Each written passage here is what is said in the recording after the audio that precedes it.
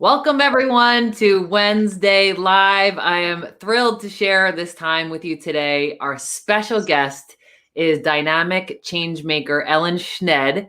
Ellen is the president of a media consultancy, EJS Media, which specializes in government relations, public affairs, network distribution. Additionally, earlier this year, as we celebrated the centennial of the 19th Amendment, which is granting the women's right to vote, Ellen launched strongwomenvote.com. So as we approach election day, please participate in this conversation by adding comments and questions in either YouTube or Facebook, however you're joining us today, to learn more about how strong women make a difference and strong women vote. Welcome, Ellen. Thank you, Shannon. It's so great to get to see you again, and you're joining us from Colorado, even though you're a California resident. So just tell me a little bit about your background, and so we understand the context with which you are approaching this topic. Absolutely. Well, first of all, Shannon, thank you. I was delighted to hear from you and Nani Shin to participate in your motivational and inspirational program. And I'm delighted to see so many strong women who tune in both to your sessions and mine, and that we're giving folks an opportunity to come together, even though we're in this unusual state during the pandemic. Yeah. So thank you for your service. For sure. So my background, actually, I am a lawyer and a lobbyist, and I'm from California.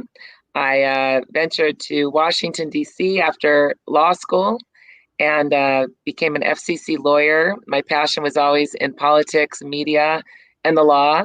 And so this FCC position kind of merged those three areas. Mm-hmm. And it was really the most amazing opportunity to be able to get to DC right after law school, after being involved in student government. When I was in law school, I was the president of my law school. I was president of my high school. I was always a faux politician. So just to be at the FCC and to read about First Amendment, or just to be part of these First Amendment cases that were being developed after studying them at Hastings College of the Law, was really a pinch me opportunity. And after a few years in the Mass Media Bureau, I transitioned into the Office of Legislative Affairs, which was even more in my sweet spot, because I've always loved the opportunity to be engaged in the public and government affairs side of media and the law. So it was one of those confluence of opportunities to be able to be with the FCC at that time, first under Chairman Patrick, and then under Chairman Sykes, and then under Chairman Reed Hunt as well. Wow. I was at the FCC about 5 years, and then I was again, pinch me, how did I, get this incredible opportunity? But then I became part of the team that opened Viacom's Washington, D.C. office. Mm-hmm. And I was, I guess, their first director of government affairs, boots on the ground in Washington. Wow. I worked under Philippe Damon's group, and amazing. And that was a while ago. That was a while ago, and within 1 year of being there, and I think I was all of 24. No, I was all of probably 25. The company embarked on the acquisition of Paramount and CBS. Of course, come full circle, Viacom is back with CBS. But back then, the companies merged and became even more of a mega company. Mm-hmm. And being able to help be part of the team to navigate all the regulatory requirements in Washington, D.C. was, again, for a young lawyer who's interested in this space, was one of those pinch me opportunities. Yeah.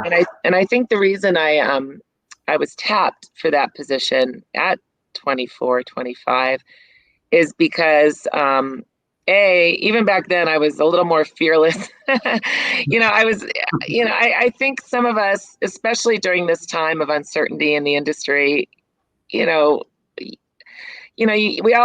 kind of second guess ourselves, our capabilities, our decisions, which mm-hmm. road should I take? And sometimes you just have to forge ahead, kind of shut your eyes and jump. Mm-hmm. And I was always the one at the FCC raising my hand to take on more cases, Yeah. I did work on the first Howard Stern indecency forfeiture case, because it was stuff that not everybody was working on. There was a pile of Interesting. yeah. So it's one of those things. I just kept raising my hand and just kept taking on more responsibility, because I wanted to be a sponge and take in as much as I could. And so then at Viacom, it was just an amazing opportunity to work with all the divisions, the networks from MTV, the MTV networks, which includes, all the Viacom network groups, and Showtime and Nickelodeon. And they had such amazing folks at that company, including, of course, Marva Smalls, who is still there, and she's managing a lot of Marva. Oh gosh. And I just love her. And she was a role model and a mentor for me when I first got there, because she had also been working in a senator's office. I believe she's from the Carolinas. I'm drawing a blank. Charleston, anyway. So having the opportunity to be at Viacom for 5 years in their Washington office, doing both congressional and FCC government relations, really entrenched my love for this area. And like I mentioned about you, Shannon, when we're fortunate enough to be able to follow a vision and follow a passion to do what we love in our work, we're so fortunate. I mean, I am a lawyer. I'm a recovering lawyer. I didn't practice a direct path in the legal space, at a law firm. I knew I'd be terrible at billing hours. And so, getting into a government agency and then getting in-house to a media company, it was just a real opportunity. Yes. And what prompted you to start your own organization, the EJS Media company? Well, it was just, I think, the evolution of where the industry's been going. I've been in the industry for 20, 30 years. I kind of say that, I mumble those years because it's hard to believe. We've been here, pounding the pavement that long, but I'm proud of it. I've seen the industry grow around me, and I've been so incredibly fortunate to meet folks like Maggie Belleville along the way, who was just an incredible opportunity, inspiration for me to meet when I was, after I left Viacom, I went to New York and I did another pivot. I pivoted into the area of affiliate sales and marketing, but I always pulled through my government relations and my public affairs expertise. And so whatever I did in the affiliate relations space always had a government affairs and public affairs hook to it. And that's when you were with Court TV and CBS Sports, right? Yeah. I came to New York, and I was so fortunate to meet the fabulous Bob Rose, who I hope many of you on this call know. He was an incredible mentor, an incredible boss, an incredible support system. And as soon as I got there, and I think Rory Peters had moved on to another position, and she was his right arm for a while. And as soon as I got there, I went from DC to New York. He's like, "You've got to join WICT, and you've got to call Rory and get the playbook from Rory, and I want you to sign up for Betsy Magnus." And I'm like, "All right." Yeah. And for those who are not familiar, that's a leadership institute run by WICT, which is Women in Cable Telecommunications. And there's been thousands of graduates at this point. And Ellen and I are both graduates of the Betsy Magnus Leadership Institute. And I think that was really great advice, sage advice from him to really integrate you into the industry and to be in an environment of women who support women, which is something I know you're all about. Right. And then that gets to your question, how did I transition to EJS Media? So I was in New York for about a dozen years or so, which was, of course, fabulous. And a lot of folks ask, what do you like more, California or New York? And I love them both, as I'm sure many of us on the call do. They're both different. They both have pluses and minuses. They both have different energies. I absolutely adored my dozen or so years in New York, and I'm absolutely happy to be back in California, where it's where every day is a holiday and every day is warm and beautiful. And so I was in New York for a dozen years, first starting off at Court TV, with Bob Rose and team. We had an amazing team at Court TV: David Ducott, John Moran, Ziba Kaboli, Michael Cooper. Names that those of us who are in the media side of the industry know and adore. And then when Bob went over to CBS College Sports, he recruited me there as well.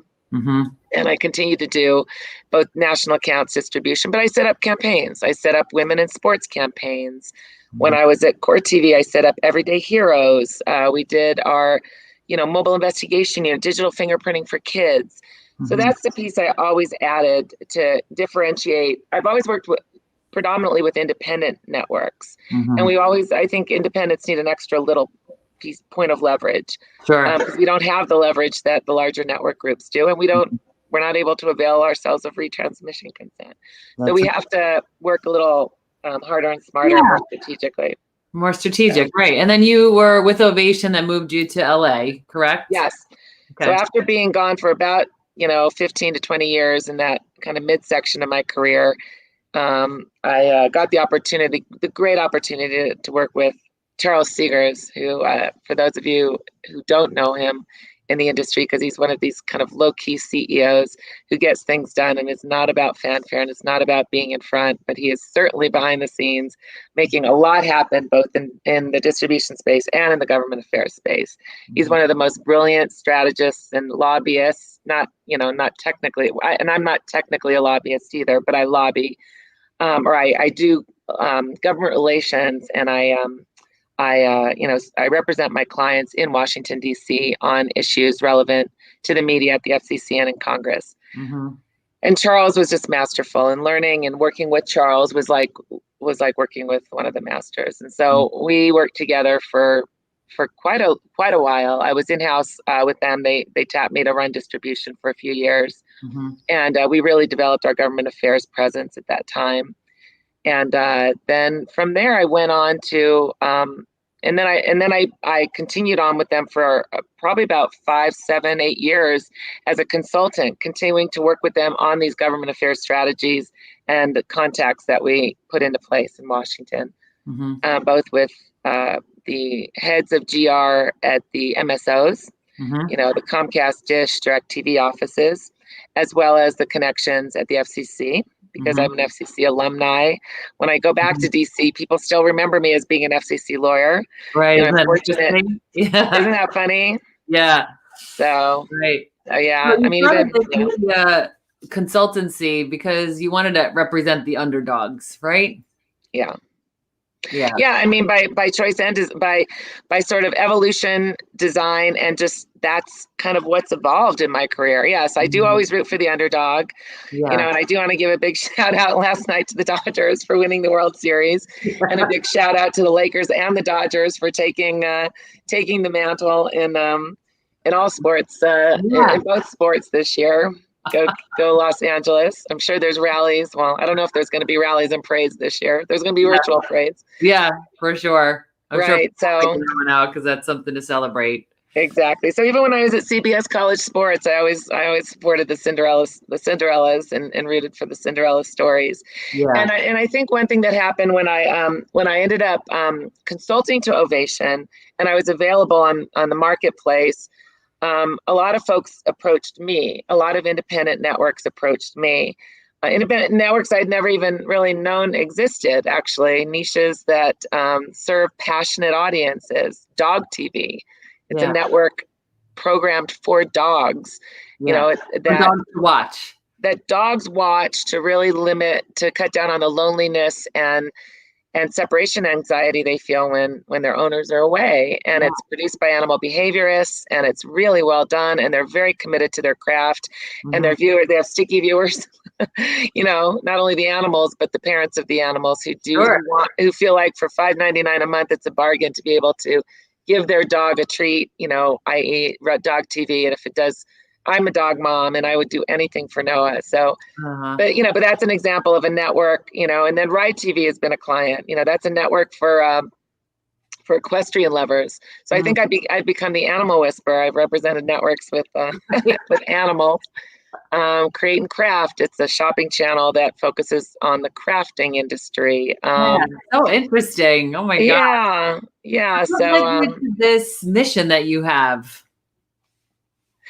Well, then pivoting to the mission of, I think when you look through the pull through, and we all kind of look at our careers as an evolution, and I think so many of us who have been fortunate to be in the affiliate sales and marketing space, Yeah. because it's rewarding, it's relationship building. We have a huge community in that space. The shows we go to, it's like family. We look forward to the Kate's dinner every year. We looked forward to the NCTA shows and CTAM.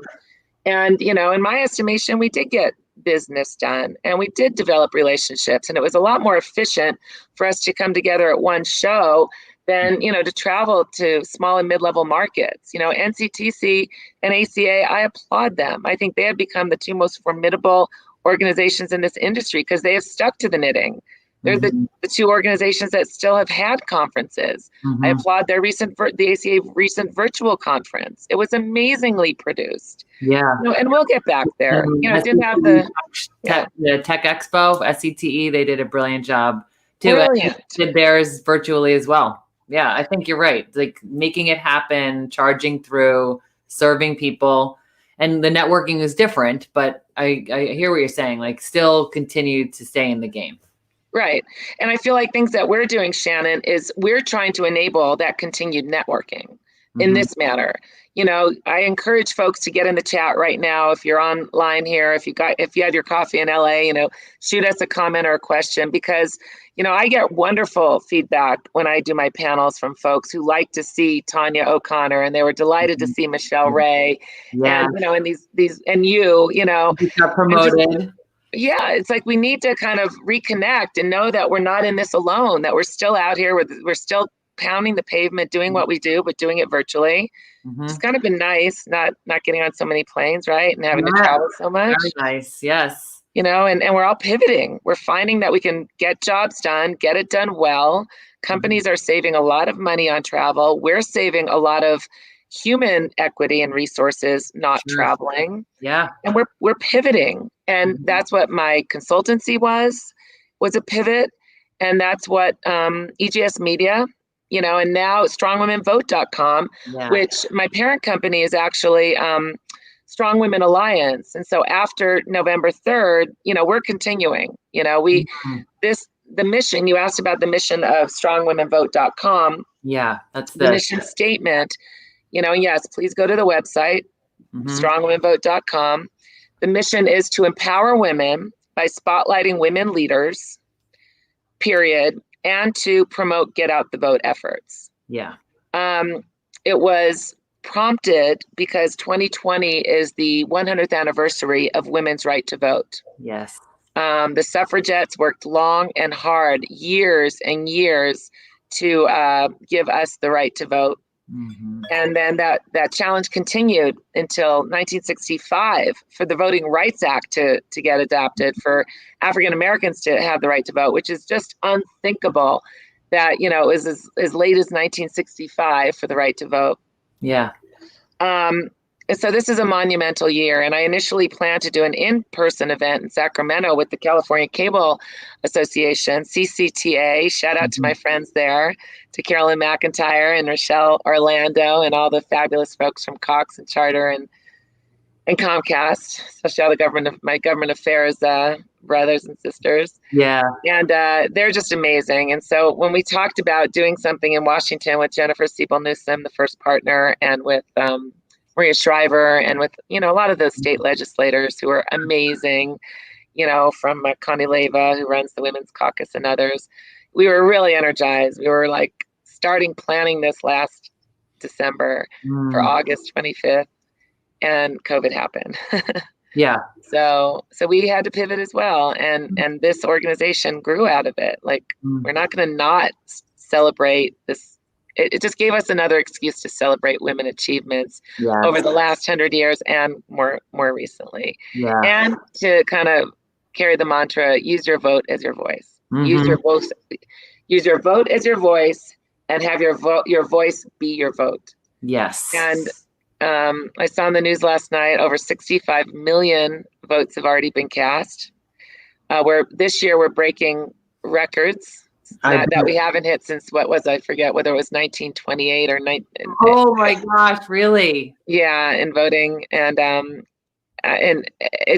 it gives me chills to just even say that. Yeah. And so, I think, my initiative is nonpartisan. We don't take any political sides. We don't endorse any particular political candidates. It's really an opportunity to shout out to women to vote, and men. It's a get out the vote effort for everybody. Everybody. But, let's not squander the hard work done by the suffragettes. Let's continue it for the next 100 years, and let's reach more and more milestones from here out. Yes. So. Yeah, I think that's really important. And like, are there objections that you've been receiving? Is there any feedback that you've gotten as to why people aren't voting, or, what might be in the way? Well, I think the traditional one has always been my vote really doesn't count. We know where New York and California lie. The electoral process is flawed. Do votes count? Does it come down to the electoral, college anyway? Yes, we understand that. And there are folks like, I would encourage all my friends to check out Richard Green's website, the Hamilton Electors.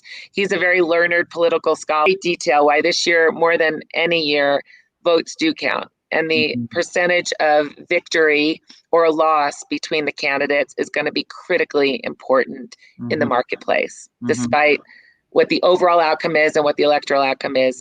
The amount of votes cast and the percentage of votes won by is going to be critically important in the event this gets pushed to the House of Representatives or the Supreme Court. So, but I think it's always just, and I think this year more and more, it's always so critical for millennials to get out and vote. They're our future, and for all categories. But, for women, it goes without saying how many critical issues are on the table for women this year, and how we have the opportunity to, and we do have a big seat at the table. The amount of women in Congress is greater than ever.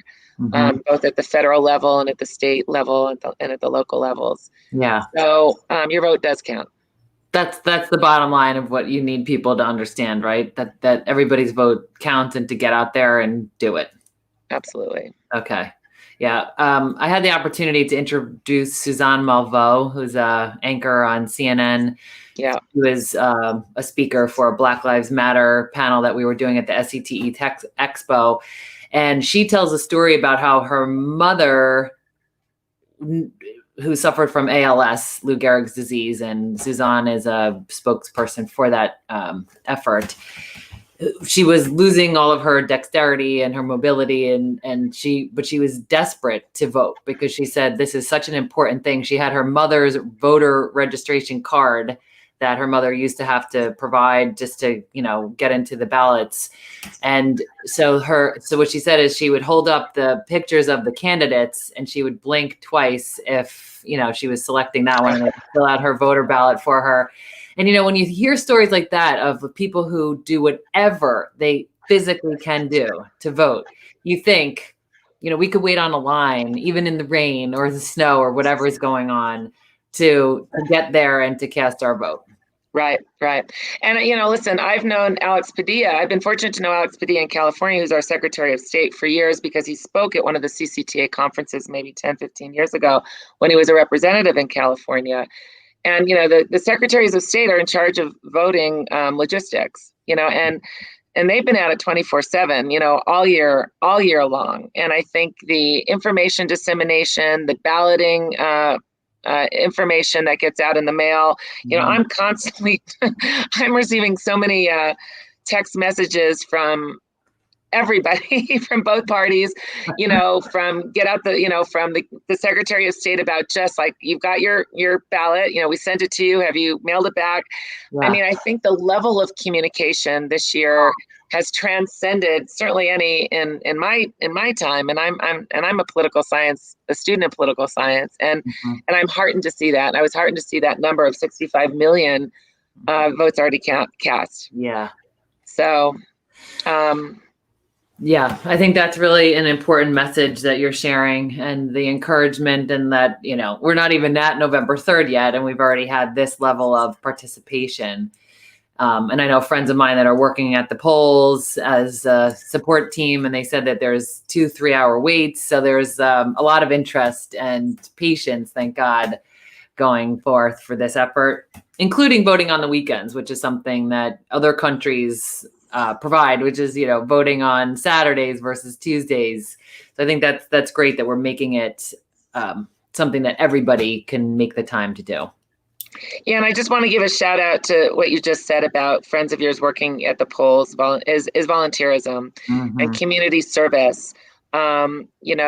When we give, we get back a lot more, and across the board. And I know you have a wonderful program, ROG, Return on Generosity, that really touches upon that. But even I think one of the other, texts or emails I got was, how do you want to get involved? Do you want to sign up to work at the polls? Do you want to, and it had 4 things that we can each do to be a volunteer and make sure this process is fair, safe, and efficient and easy for anyone from seniors to the disabled, like you mentioned, to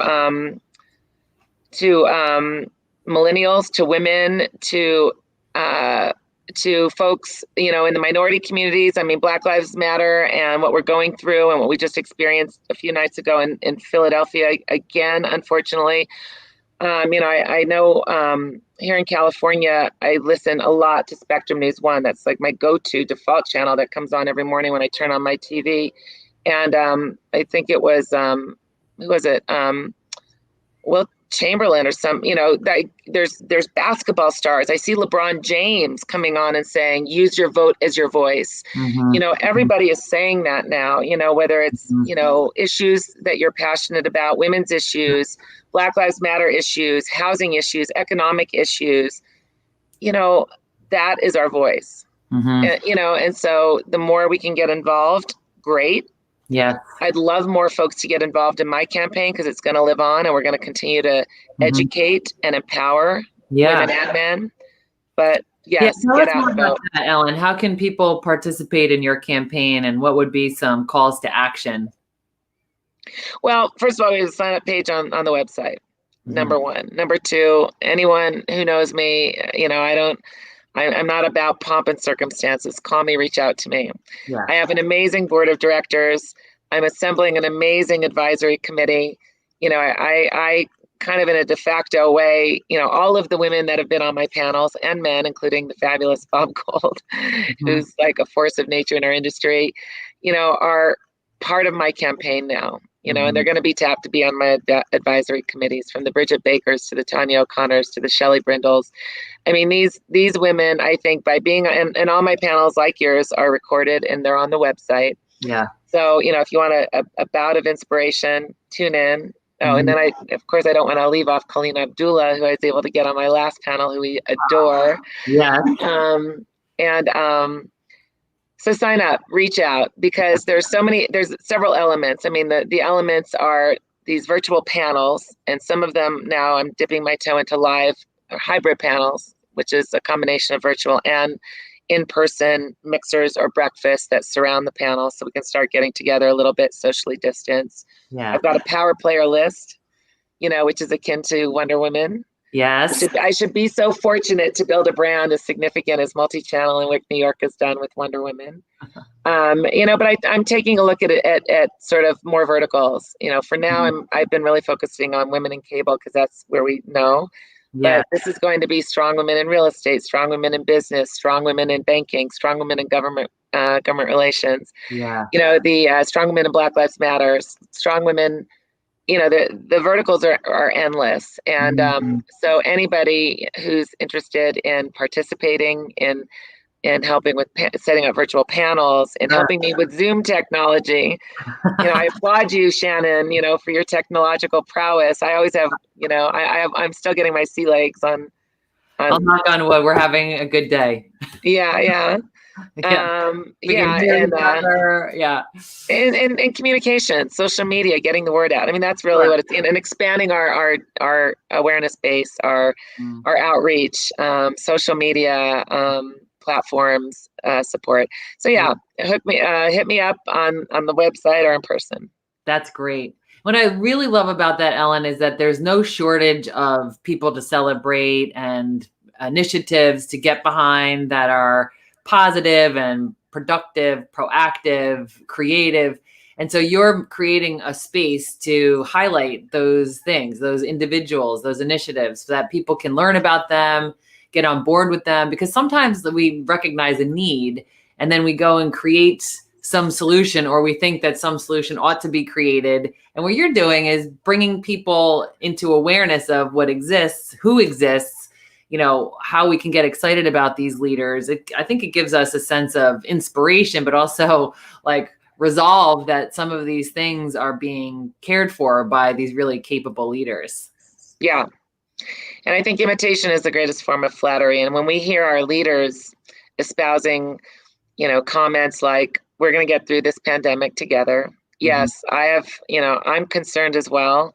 I'm concerned financially. I'm concerned like where my next opportunity is going to come from.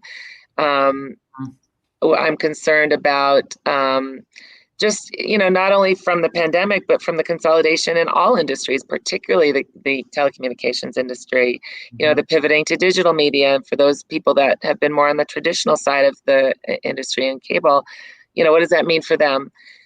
And, working from home, the attrition, the movement from some subscribers from cable to OTT, and that has a huge trickle down effect on revenue across the board for operators as well as networks.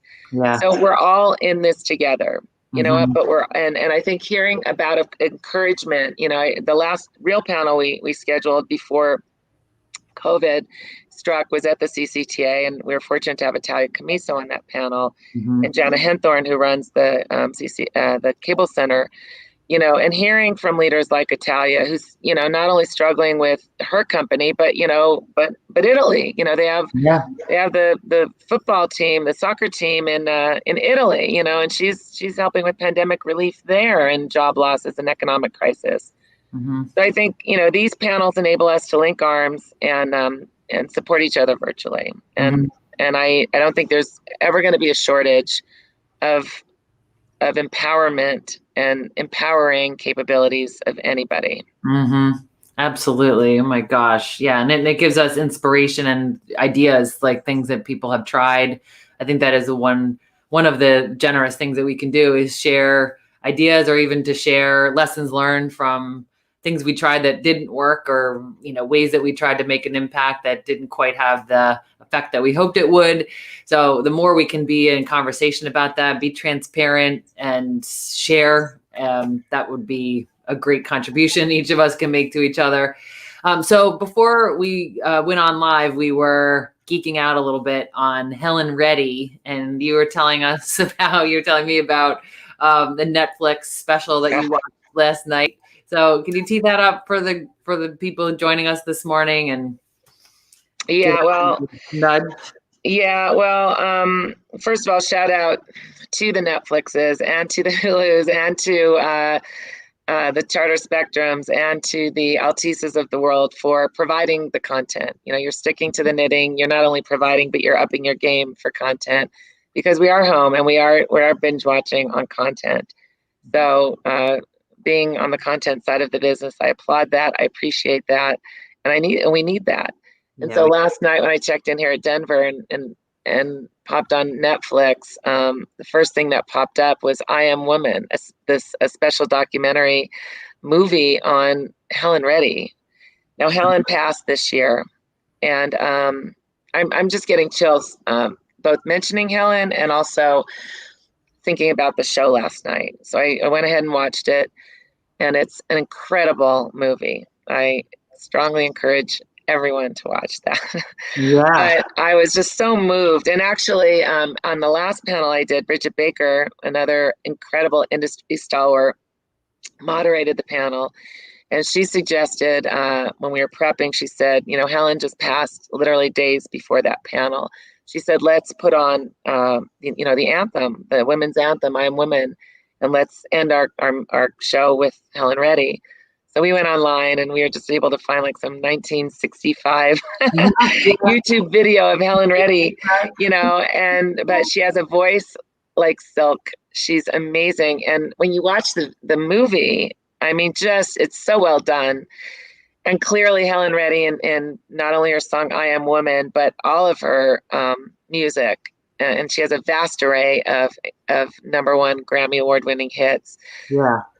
She did so much, and she was a humble lady. She was a humble, quiet, petite, Mm-hmm.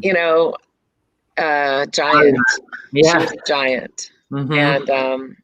And so anyway, so I, like a geek, recorded actually the video, the closing video, where she sang "I Am Woman" at either one of the first ERA rallies in Washington D.C.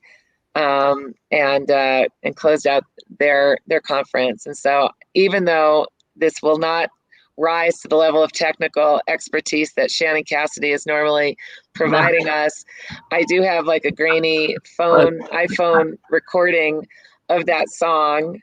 Yes. And the incredible work Netflix did in capturing, and they actually have live footage also of marchers, in the ERA movement. Oh my God. And which, again, last night I was just like so empowered, and I thought how apropos that it's the morning, that this panel followed it. So Yes. if you would indulge us. Yes, let's give it a go. And, write a comment if you can't hear it, but we're hoping that Ellen's homemade share of this Netflix special, which of course we're suggesting everybody watch it from Netflix, but check this out.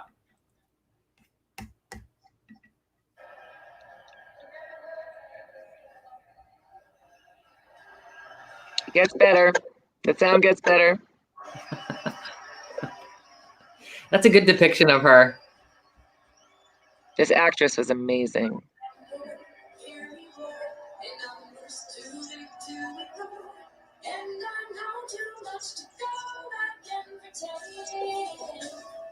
Cause I've heard it all before, and I've been down there all before, and no one's ever gonna keep me down again. Oh yes, I'm wise, but it's wisdom on the way. Yes, I pay the price, but look how much I gain. If I have to, I can do anything. I am strong, strong, I am invincible, I am one.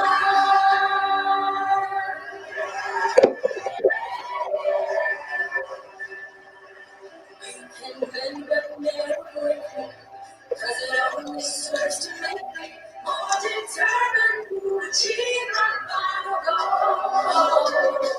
And I come back even stronger, not alone any longer, cause you deepen the conviction in my soul.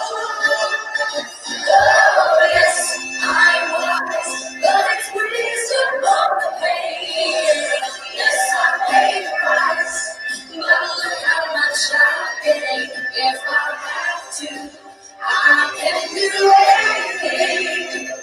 I am strong, strong, I am invincible, invincible, I am one.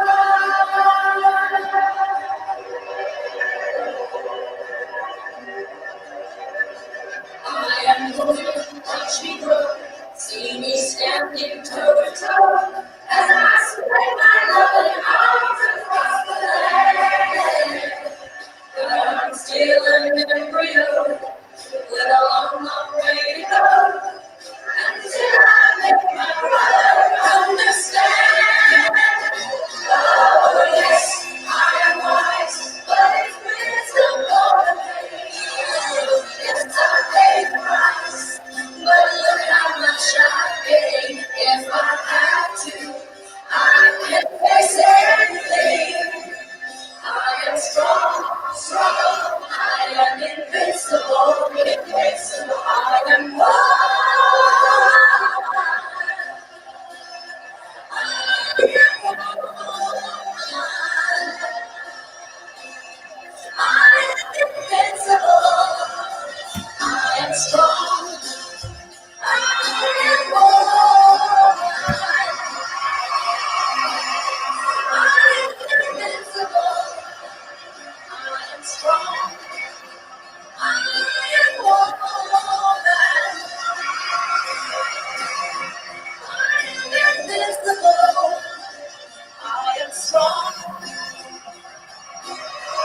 That is amazing. Oh my gosh. Never grows old. And that is a huge shout out and, great recommendation. Thank you, Ellen, for telling us about that and giving us the motivation to, be the woman, be so strong. Nani's saying that I also love the video you shared on the last panel, Helen with her halter top and a very subdued audience.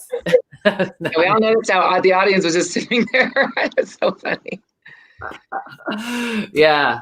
So, and on that note, I'd like to kind of turn the table a little bit because I with your permission, I'd like to put the recording of this panel on our Strong Women Vote website as well, Shannon, and and feature you as well. I think you have an interesting story to tell, in that you are an entrepreneur. You formed your own company. I'm not sure what your background was before this company, and you've launched not one but two webcasts and a podcast, which I really respect. And you are the queen of sort of pivot, and you show up to so many of those WIC conferences, and you're facilitating the mentorship roundtables and other things. Can you just can we turn it back over to you to share a little bit about your story? Yes, for sure. Let me just share these great comments with you that April is saying, amazing to see the faces of the women in the audience, right? They were just like fired up. Right.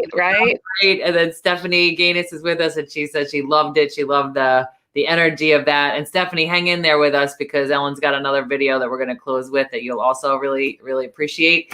So thank you for that. Yes, I've have been pivoting a lot lately as well. And we were going to launch the podcast anyway. It just so happens to be a great way to communicate with people now because we can't meet in person anyway. So launching the ROG, the Return on Generosity podcast, has been awesome. And then having this Wednesday Live, which was really just a way to stay sane and stay connected with people. I'd reached out early on to colleagues and friends who are therapists or financial advisors or health and wellness experts, the mental toughness. One of my friends is a Navy SEAL, came on and taught us about mental toughness. And, just really like going the range of topics that I think would be helpful for us to stay in the game. And that, like exactly what Helen Reddy was saying, is like, being invincible, because part of being invincible is remembering that you're a part of a tribe and that, you've got like-minded friends like you who I can reach out to and connect with, and we can empower each other. We can pick each other up when we're feeling like, things are lost. And so that has been a real mission of mine, and just finding new ways to do that has been kind of really fun, actually. Right? It has been. Yeah. Like I had a friend on recently, Natalie Nixon, who wrote this book called The Creativity Leap. And so she was just talking about how curiosity, like the subtitle is Unleash Curiosity, Improvisation, and Intuition at Work. And she was like, this pandemic has really been a great catalyst for us to improvise and pivot. And I think that's, it's helpful, because really, if that didn't happen, I mean, you and I would have connected, but we may not have shared like this. So I'm grateful for that opportunity. Well, I applaud you and others. And I love, we usually ask that question, what have you been doing, differently during this pandemic? And Rochelle Chong, who is a former FCC commissioner, has taken up ukulele. Yeah. She's learned to bake bread, and she has her law practice on the side, of course, and she's still, in the Bay Area and beyond. And then Patty Boyers, who heads up the ACA this year, is a Spitfire. I am a big Patty Boyers fan. She's a member of the NCTC and ACA, and she runs a MapDot cable company in where is it? Missouri. Poplar Bluff, Missouri. Oh, okay. She has a personality that can fill the entire map of the United States, not just Poplar Bluff. And when we did some pictures with her, just of her background, she had this whole table of tomatoes. And Amy McLean from Cable Facts was the moderator, and she said, "What are you doing with all those tomatoes, Patty?" And she's like, "I'm bottling them up, and I'm giving them to my friends, and I'm giving them to my family, and I'm making tomato sauce." Oh, you know, and in addition to our day jobs of running cable systems and running cable networks and upping our game to provide faster rural broadband services in the markets to ensure homeschooling to kids that are now at home and having to be educated, you know, through Zoom technology. yeah. You know, then, you know, especially women, you know, now women have their families at home that they're, you know, and they're the nurturers, they're the leaders, and they're running their businesses, whether it's for corporate America or independent businesses. And it's heartening to see that we're doing the big stuff and the little stuff, and both are just as important to keep both our spirits up, to keep our insanity in check, and to you know, to just say we will get through this. This too shall pass. Yes, yes. It's so important for us to remember that, Ellen. Oh my gosh. What are you doing for fun? What are you doing to keep yourself alive and well? Have you learned any new hobbies or skills? Well, you know, I have 2 exercise bikes, a recumbent bike in the my deck of my condo that I actually got before the pandemic, thank God, because they closed all our gyms.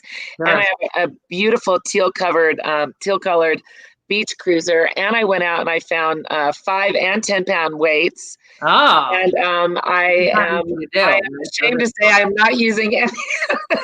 I don't know. You have the tools. That's the thing. I have the tools, but you know, I'm taking meetings, you know, in the morning when I wake up. I'm you know, like I thought at least I'd at least sit in a chair for this meeting as opposed to taking it in bed. But you know, that's what, you know, your own consultancy does. You know, you could work from home, you could work while you're walking your dog. You know, I think my greatest, but I've got to train, you know, I'm reactivating my exercise bug, because I've always exercised from the time I was 15, like every day of the week. And I don't know what happened with COVID. I just sort of got into this weird space, and you know, it's just sort of like I was almost. I can totally see you on that beach cruiser. You're probably dressed to the nines. You look in the car, you're like, hey. No, absolutely not. This is the first time I've even put on a dress. You know, I'm not in my t-shirt and shorts like I usually am. Like really taking it up. Yeah. Oh my gosh, I'm touched. You know, you motivated me, Shannon. I'm touched. But of course, my number one pastime is, and anyone who follows me on Facebook or Instagram is Noah. I should put up a picture of my dog, but Noah's like a human dog. He's got so much personality, and he's just the love of my life, and he keeps me busy. And I think those of us who are dog moms and real moms know that being able to work from home in this environment has been a real gift. I think it's brought families together. You know, it's enabled us to spend time with our loved ones, and that's been amazing. That is awesome.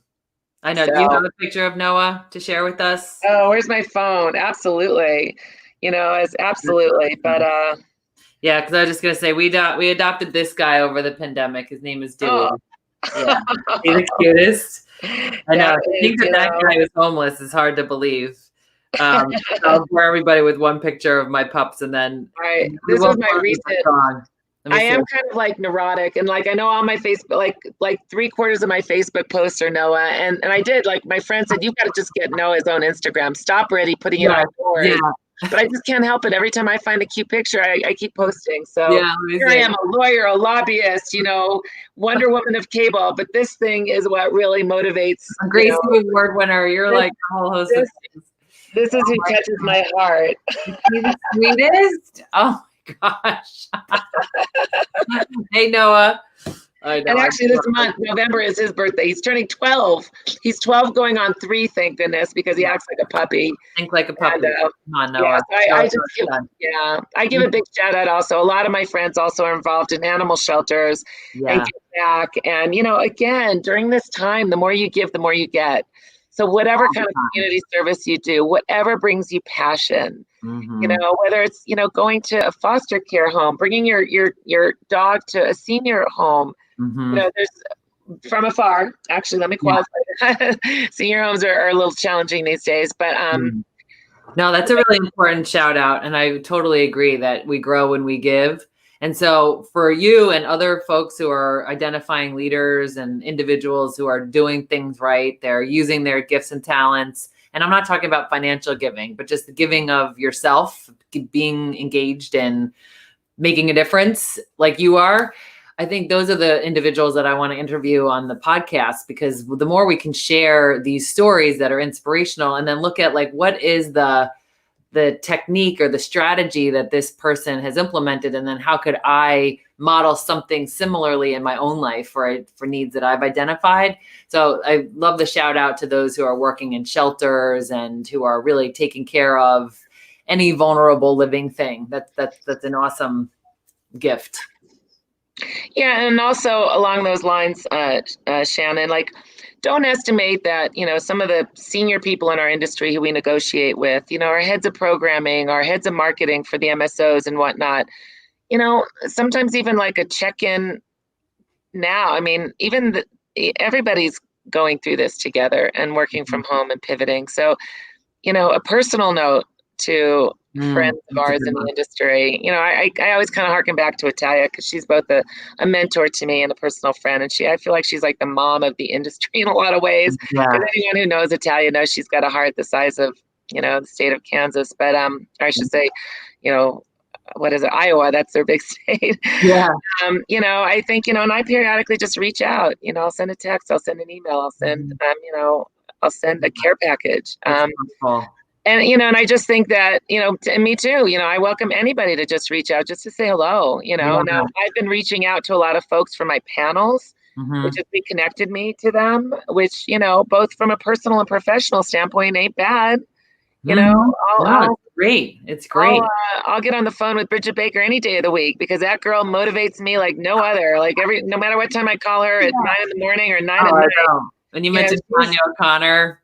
Oh, they're, Tanya now is a Chopra industry, and she shared, when we asked the question, what are you doing, differently, or what are you doing to maintain like a level of sort of calmness or sanity? And she said, every day I take out 20 to 30 minutes for myself, and whether it's working out, whether it's meditation, whether it's just a moment of silence, and she has the luxury and opportunity of working with the master, Deepak Chopra Industries, and is taking that company, it's already global, but she's even taking it global in a bigger way, because anything Tanya touches, she multiplies by, 100 times. And, that was just so empowering to hear that, and to tune in to the class. Practice what you preach, right? Like sometimes like we know what to do, we know what could help, but we're not doing it. So getting into the habit of, whether it's 20 minutes a day or whatever commitment you make to yourself, to like refill the well so that you have resource that could be used for generosity, and really self-care is such an important part of that, because otherwise we're just empty. And that's harmful to be that empty. So we have to commit to giving back to ourselves. I think that's important. Before we pivot to the Thelma Houston tape, which is amazing. For those of you who, I happen to be friends with, I don't know, I mean, because LA has a lot of Motown greats, former Motown greats. And so I just happen to be friends with Mary Wilson, who, for those of you who went to the Leah Awards, the WICT SoCal Leah Awards a few years ago, she graced us with her presence. She's one of the original Supremes. She sang a little a cappella for us then. And then a good friend of mine, Stephen Ford, manages Thelma Houston. And so Thelma jumped in, and she wants to get out. And I think a lot of artists, I know a lot of artists give back in a lot of ways. Not only, those that are politically active, but also give back to the community, do a lot of nonprofits, do a lot of charitable work. So Thelma Houston, who is an amazing voice, an amazing powerhouse, recorded this song more broadly for the campaign, as a Get Out the Vote campaign. And she graciously, and Stephen graciously, agreed to allow us to adapt it for our campaign, Strong Women Vote. And I think before we go to the tape and close out the panel, I just want to give one more shout out to everyone to, if you've got mail-in ballots, get them in, whether deliver them in person or with your masks, or mail them. Get to the polls. The polls are open earlier, like Shannon said. Just check your local websites for where your voting area is in your respective states. All things are different in different states and different regions, but just cast your vote and follow your conscience. period. Follow your conscience. Take Yeah. a look at the presidency, take a look at ballot issues, and take a look at local candidates. Please. Local candidates are where money is spent in your community on things like the economic development, housing, the arts, women's issues. If any of these issues are important to you, take a look at who's running for local legislation, a local senatorial position, or a local, I happen to be a big supporter of Holly Mitchell, who's running for LA County Supervisor. Mm-hmm. So I'm kind of breaking my sort of nonpartisan, non-political mantra. But check out Holly, and But if somebody is aligned with you and your issues, if somebody looks like you, if somebody speaks to what you believe in, you don't have to talk to them in person. Cast your vote for them. Yeah. So we have 7 days? We have exactly 1 week. Mm-hmm. Yeah, we do. Yeah, let's do this today. We have this message from Stephanie Gaines. So she said, so many forced to pivot over the past 7 to 8 months. It's been good in a number of ways. It's forced us to slow down and reconnect with ourselves and what matters most. Thank you for sharing. Absolutely. That gives me chills, Steph. Just the way you phrase that is absolutely true. Yes, absolutely. All right, so let's turn it over to Thelma, and that'll be our close. Thank you, everybody, for joining us today. Please, please, please get out and vote. It's our responsibility. It's our right, and we trust that you will do so. Okay. Thank you so much, Ellen, for sharing with us. Shannon. Thank you so much for having me. My pleasure. Let's see. Let's hopefully this will play. And here we go.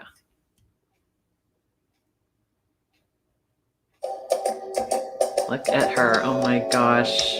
Stunning on every level. Be amazing or what? Everybody.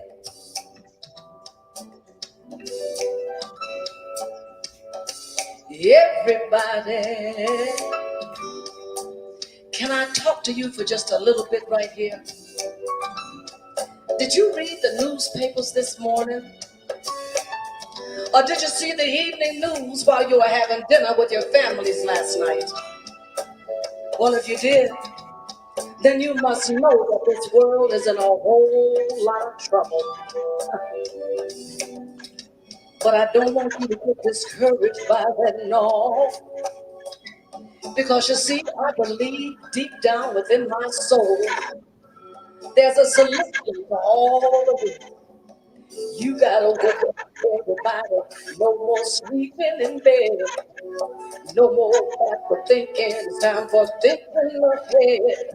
The world's changed so very much from what it used to be. There is so much hatred, war, and poverty. Oh, yeah. Wake up, all your teachers. It's time to teach a new way.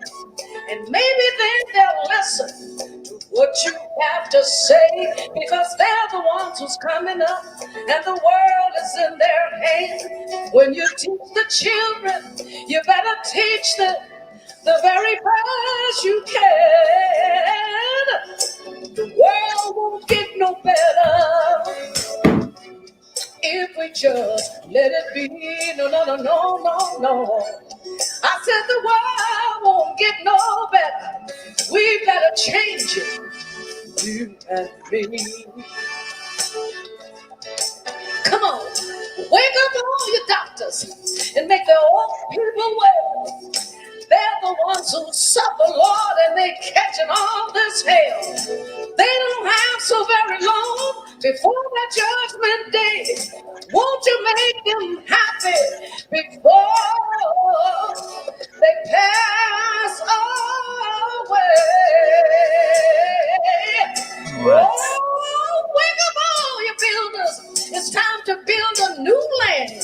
And I know we can do it if we all lend a hand. The only thing we have to do is put it in our minds, and surely things will work out, because they do it every time. I know the world won't get no better now if we just let it be. No, I said the world won't get no better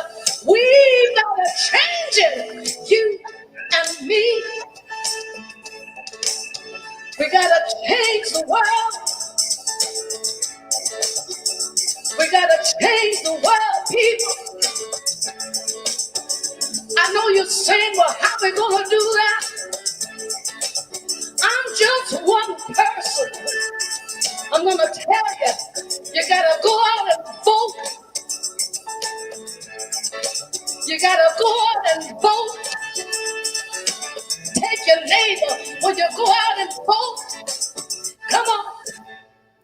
Woo-hoo! Yes.